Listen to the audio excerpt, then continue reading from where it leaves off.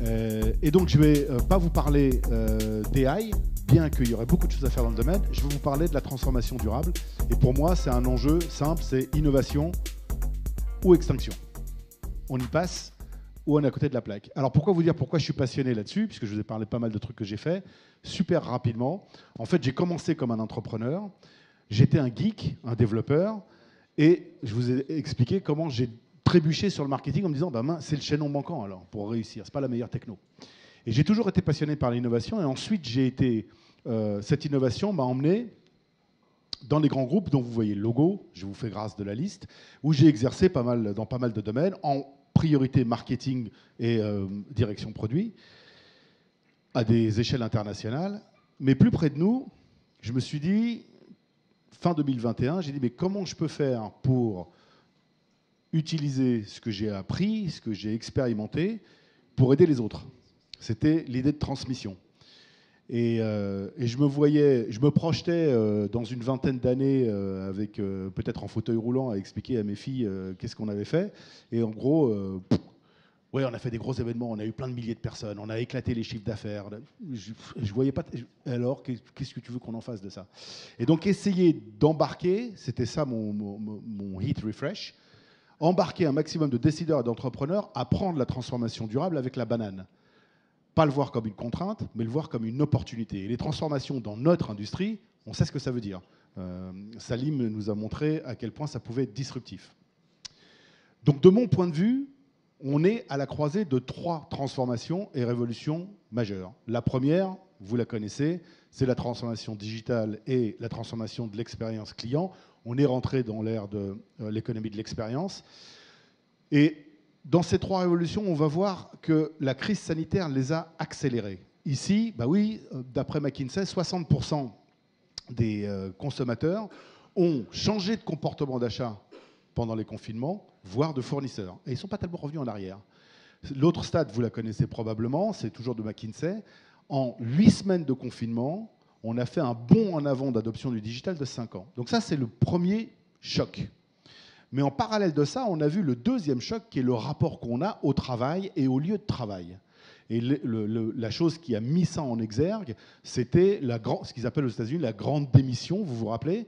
22 millions d'Américains qui démissionnent de leur poste, ça représente 16% des actifs aux États-Unis, là où d'habitude c'était 2,4% par mois. Donc un vrai choc tectonique. 6 mois plus tard en Angleterre, un sondage a montré que 25% des actifs prévoyaient de changer de job dans les 6 mois. Donc ce n'est pas que les US. On a changé notre rapport au travail et on a refait surgir en fait l'importance du bien-être et de la raison d'être dans tous les compartiments. Et donc la troisième révolution, la troisième transformation que j'appelle une révolution, la révolution de l'impact. C'est l'impact des entreprises au-delà de la performance financière sur la planète et les people. Et vous voyez que, vous ne voyez peut-être pas les stats, mais il y a 73% des gens, quand ils sont interrogés, disent bah, ça m'inquiète, moi, ce truc-là, le dérèglement climatique, ça m'inquiète. Et 80% disent on est prêt à changer de boulot, on est prêt à changer de vie par rapport à ça. Donc, c'est passé dans l'opinion, ça provoque des réactions, ça s'ajoute, ça a été évidemment accéléré avec le confinement parce que raison d'être. Dans les entreprises, on parle d'ESG. Là, on va parler de RSE, mais on parle d'ESG, environnement, social, gouvernance, parce que ça remet en question la gouvernance des entreprises. D'abord sur leur transparence, sur leur éthique. Mais si vous prenez un pas de recul et vous vous dites ces 3 transformations sont arrivées, ont été accélérées un peu en même temps par la crise sanitaire, vous vous rendez bien compte, et vous le vivez au quotidien, que la façon de gouverner nos entreprises, la façon de piloter notre stratégie, elle est mise à rude épreuve. On doit beaucoup plus muscler adaptabilité, agilité et résilience. C'est vraiment la question du moment. Alors on peut se poser la question, mais pourquoi ces 3 révolutions? On prend un pas de recul. Pas de recul, et c'est souvent ce que les entreprises oublient, un individu, c'est à la fois un consommateur, un collaborateur, et un citoyen, membre d'une communauté, d'une famille, d'un groupe d'amis. C'est la même personne. Donc, quel que soit le compartiment ou la facette du rôle, on garde la même envie de progrès, la même envie d'impact, on conserve nos valeurs et notre quête de sens. Ah oui. Swile. Encaissé. Ouais, c'est bon. Merci Salim. Ça ne change pas. Et c'est ce que les entreprises, pour beaucoup, et en particulier les dirigeants d'entreprise, et pour ceux d'entre vous qui êtes dirigeants d'entreprise ou qui faites partie de Comex, c'est quelque chose à vraiment prendre en compte. La crise sanitaire a renforcé le besoin de retour du collectif et de l'humain. J'ai entendu beaucoup parler d'humain dans vos deux présentations et ça m'a beaucoup plu. Parce que c'est ça. C'est le retour du collectif et le retour de l'humain. Donc il faut que les entreprises réintègrent rapidement ces notions, arrêtent de voir les collaborateurs juste comme des collaborateurs et s'attaquent aux 3 dimensions de l'ESG. Environnement, social et gouvernance. Pour ma part, le déclic, c'est que j'étais encore chez Oracle. J'ai bossé dans cette maison, donc ça me fait un peu bizarre d'être là ce matin, mais ça me fait très plaisir. J'ai vu ce truc passer où on dit, allez, on couvre 1,2% du Sahara avec des panneaux solaires, ça fournit assez d'énergie pour la planète. Alors au début, j'ai dit, c'est une blague, moquez de moi. Et j'ai cherché, mais ce n'est pas du tout une blague, sauf que 1,2% du Sahara, ça fait une très grosse surface. Et techniquement, j'ai trouvé une boîte italienne qui avait mis au point des panneaux solaires qui pouvaient s'installer dans le Sahara. Je vous raconterai l'histoire une autre fois, on n'a pas le temps ce matin. Mais donc, ça veut dire que c'est possible. Il y a au moins une innovation, et il y en a plein d'autres, si vous voulez rentrer dans Team for the Planet comme actionnaire. Qui sont actionnaires de Team for the Planet déjà? Génial. Donc, et là, vous allez voir des innovations en action. D'accord? Mais dans le même temps, on se rappelle qu'à Paris, en 2015, l'accord de Paris pour lutter contre le dérèglement climatique, c'est les pays qui l'ont signé, c'est 70% du PIB mondial. Alors ça affiche une volonté gouvernementale. Après, est-ce qu'ils sont passés à l'action assez rapidement? On va modérer l'histoire. Mais en tout cas, il y a une volonté.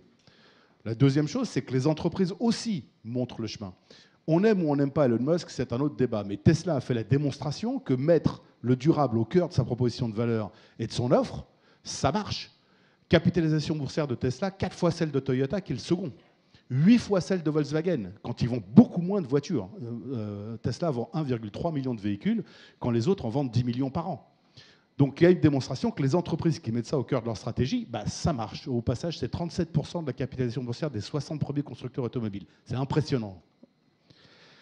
Puisqu'on parle de market cap, les investissements durables en 2020, donc gérés sous ESG, ont pris 15%.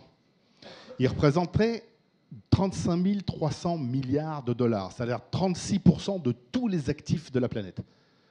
C'est quand même assez balèze. Sauf que la façon de mesurer reste à affiner, je vais y revenir à la fin. En contraste, je ne sais pas si certains d'entre vous ont lu Sapiens de Harari. Ouais. Donc il a fait, avant la COP27, il s'est mis avec un groupe et pendant des semaines, ils ont essayé de calculer combien il fallait investir, pas dépenser, parce qu'on récupère, il y a du retour sur investissement quand on investit dans les énergies renouvelables. Combien il fallait investir par an pour arriver à la neutralité carbone en 2050 ? Retenez ce chiffre. Si vous vous rappelez, 1,5 degré en 2050, premier chiffre. Deuxième chiffre, 2% du PIB mondial. En investissant 2% du PIB mondial par an, on peut être carbone neutre à horizon 2050. Et vous contrastez ça par rapport à ce qu'on donne encore aujourd'hui en subvention à ceux qui sont dans les énergies fossiles, c'est 2% de PIB mondial tous les 3 ans. Donc avant d'inventer une autre taxe, on pourrait déjà essayer d'arrêter ce genre de subventions. Et quand une crise nous frappe, une crise forte, j'ai parlé de la crise sanitaire, le Covid, est-ce que vous avez une idée, et heureusement qu'ils l'ont fait, combien ont mobilisé les gouvernements autour de la planète pour adresser la crise du Covid? Vous savez le pourcentage que ça représente du PIB mondial? Vous avez une idée? 14%. Donc, quand on a un truc dans la figure, on sait se mobiliser et trouver 14% du PIB mondial. D'accord? Heureusement qu'ils l'ont fait, parce que sinon on serait dans une mauvaise posture. Donc, c'est possible. Mon message, c'est il y a une volonté gouvernementale, les entreprises commencent à montrer le chemin, il y a une mobilisation dans le monde de la finance. Nous, on doit passer à l'action en tant que consommateurs, citoyens et leaders d'entreprise. Les entreprises sont beaucoup plus respectées que les politiques sur les prises de décision. C'est ce qu'on voit dans d'autres études, mais je passerai. Alors pourquoi c'est important pour une boîte? Je vous propose 3 pistes. La première, c'est votre réputation de marque. En fait, il y a une étude de Zeno qui porte sur 8000 consommateurs, 75 marques et qui a été faite sur 8 pays, dont la France. Les marques qui ont une raison d'être authentique, leurs clients achètent, protègent et championnent la marque 4 à 6 fois plus que les boîtes qui n'ont pas une raison d'être authentique, donc qui font par exemple du greenwashing. Donc c'est une question de réputation de marque pour les clients, mais aussi pour l'employeur. Je ne sais pas si vous avez suivi le film, mais dans notre industrie, 60% des décideurs sont déjà des millennials, des gens de moins de 40 ans. Ils sont aux manettes, tant mieux d'ailleurs. À 67%, ils disent « mais moi, il faut que ma boîte, elle fasse quelque chose dans la RSE. Il faut qu'il y ait une ambition environnementale et sociétale. Sinon, je n'ai pas envie d'y venir bosser, je n'ai pas envie d'y rester. » À 67%. Donc c'est une question de embaucher et retenir les meilleurs talents. Et la troisième, on a parlé finance, je vais vous en remettre une couche sur la finance. Le monde de la finance, aux US, dit projection 2025, 50% des actifs gérés, des portefeuilles gérés, seront gérés sous un critère ESG. Et l'Europe n'est pas en reste, puisque l'Europe est pour 2025 projetée à 56%. Et on vient de loin en Europe, hein. On était à 21% seulement en 2021. Vous avez vu le bond qu'on fait en Europe? Donc plus de la moitié des actifs gérés dans les portefeuilles vont l'être sous des critères ESG. Donc ça, c'est quoi? C'est demande d'innovation et performance financière. La market cap d'une boîte, c'est une performance financière. On est en phase? 3 raisons. Alors, je vous parle de success stories un petit peu. Je commence par une boîte où j'ai bossé, Salesforce, qui a un modèle que Marc Benioff a lancé depuis le début de la boîte, qui est le modèle 1-1-1, que vous connaissez peut-être, 1% des profits, 1% du temps collaborateur et 1% des produits donnés à des causes ESG, on va dire, pour aller vite. Comment? Alors, ça va, Salesforce, ça se passe bien, hein, c'est une boîte qui marche bien, c'est la plus grosse croissance de software de toute l'histoire du software. Très bien. Donc j'arrive au premier jour chez Salesforce et je me dis, je vais me prendre une grosse picouse à l'américaine, vidéo, slide, machin, etc. Et en fait, j'étais à San Francisco. Premier jour chez Salesforce, rendez-vous dans un réfectoire derrière une église pour servir des repas à des SDF toute la journée. C'était mon premier jour chez Salesforce à San Francisco. Je n'ai pas besoin de comprendre, j'ai pas besoin de slides et de vidéos pour comprendre la culture de la boîte. C'était rapide. Deuxième exemple, encore aux États-Unis. Je ne sais pas si vous connaissez cette chaîne de magasins, CVS. Ils appellent ça des pharmacies, mais c'est des drugstores. Ils vendent plus que des médicaments, ils vendent plein de trucs. Et en 2014, donc la raison d'être de CVS, c'est améliorer la santé des clients. Génial. Et donc, ils font des réunions pour nouer des partenariats avec des établissements de santé, des praticiens de la santé, etc. Mais dans la salle, il y avait souvent quelqu'un au fond de la salle qui disait « Dites donc, monsieur ou madame CVS, vendriez pas du tabac et des cigarettes dans vos pharmacies ?» Évidemment, l'ambiance était un peu plus froide. La dirigeante de CVS en 2014 a décidé d'arrêter la vente de tabac et de cigarettes qui représentait 2 milliards de dollars aux États-Unis, en Amérique du Nord, du jour au lendemain. Les concurrents n'ont pas suivi. Le résultat, donc c'est très louable, c'est très courageux. Le résultat de ça, c'est plus 10% en chiffre d'affaires, plus 4% en profit la même année et capitalisation boursière au plus haut l'année suivante. Donc c'est possible. People, Planet, Profit, c'est possible. Le dernier exemple est plus proche de nous, Philips, que vous connaissez évidemment très bien, marque consommateur, mais il y a aussi des branches B2B dans le médical, avec des scanners, et dans l'éclairage. Ils ont fait ce qu'on a fait, nous, dans le software, c'est-à-dire qu'il y a une dizaine d'années, le président de Philips a décidé de passer en mode économie circulaire. Au lieu de vendre les produits, ils vendent l'usage des produits. On connaît ça dans le SaaS. C'est bon pour les collaborateurs, parce qu'ils voient qu'il y a une quête de sens. Les gens qui fabriquent les produits doivent faire des produits qui durent le plus longtemps possible, parce que quand vous vendez l'usage, il vaut mieux que ça dure longtemps. Les clients sont fidélisés, ils n'ont plus à se casser la tête avec ces trucs-là. C'est Philips qui s'en occupe. Et cerise sur le gâteau, ce que nous dit le PDG de Philips pendant Davos, il nous dit, et les actionnaires sont contents aussi. Pourquoi? Parce que le revenu est devenu beaucoup plus prédictible. Donc ça marche. Dans la tech aussi. Je vous ai pris 3 exemples énormes. Énormes, c'est les boîtes qui sont énormes. Hein. L'exemple n'est pas forcément énorme. Enfin, il y a des trucs ambitieux là-dedans. Google, qui compense l'achat d'énergie, qui a réussi à faire ça dès 2017. Son énergie, il achète de l'énergie renouvelable. Il a donc réussi à faire baisser le prix des panneaux solaires grâce à ça. Mais ils sont engagés en 2030 à être complètement hors énergie fossile pour tout Google 24/7. Microsoft va un cran plus loin. Ils disent on va être en 2030, on sera carbone négatif. C'est-à-dire on captera plus de carbone qu'on en émet. Et on va absorber tout ce qu'on a émis depuis le début de l'existence de Microsoft d'ici à 2050. Sacré claim. Et même Apple dit en 2030, on sera carbone neutral, on sera neutre en carbone, pardon, et pour la chaîne d'approvisionnement, et pour le produit dans tout son cycle de vie. Très ambitieux aussi quand on sait le nombre de produits qu'ils vendent. Mais ce n'est pas tout. Et je ne vais pas vous les détailler parce qu'on n'a pas le temps. Mais j'ai regardé ce que faisaient les grands du software, par exemple, dans le domaine. Et vous connaissez peut-être ces solutions, vous avez peut-être entendu parler, ou je ne sais pas. Mais que ce soit SAP, Microsoft ou Salesforce, pour prendre 3 exemples, ils ont déjà des solutions qui permettent d'aider les entreprises à faire cette transformation, en particulier dans l'environnemental. D'accord ? Qu'est-ce que ça nous dit ?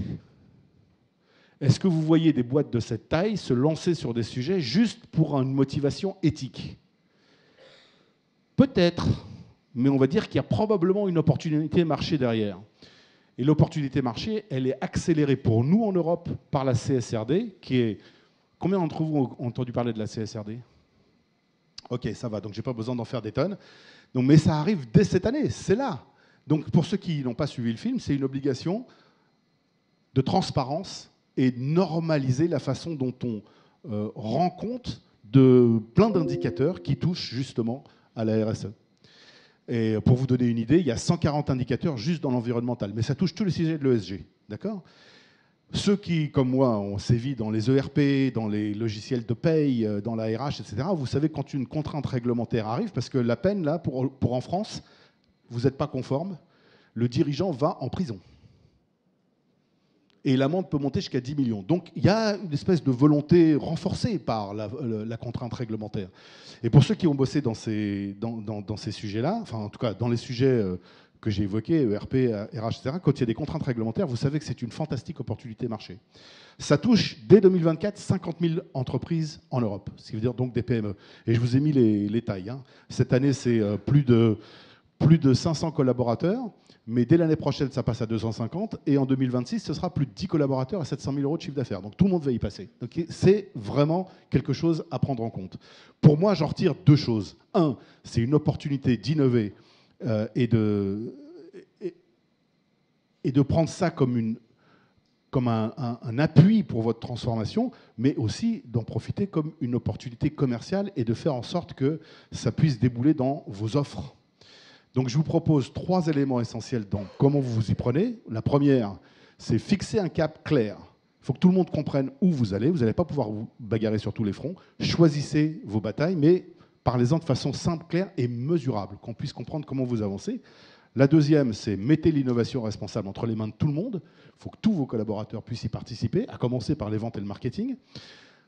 Il faut transformer, en fait, pour que vos pratiques vente et marketing, mais aussi vos offres, puissent répondre à 2 heuristiques, continuer à satisfaire vos clients et les fidéliser, et répondre aux enjeux de la transformation durable. Et vous devez faire les 2 en même temps, et vous voyez que ça peut marcher pour certaines entreprises. Et enfin, il faut éduquer pour l'action, c'est-à-dire qu'à tous les niveaux dans l'entreprise, il faut que les gens comprennent ce qu'ils peuvent faire, comment ils prennent une décision au quotidien pour aller dans le bon sens, dans le sens de votre transformation. Donc saisissez l'opportunité, beaucoup plus largement, dans vos process vente et marketing et dans votre offre. Voilà ce que je voulais partager avec vous ce matin sur le sujet.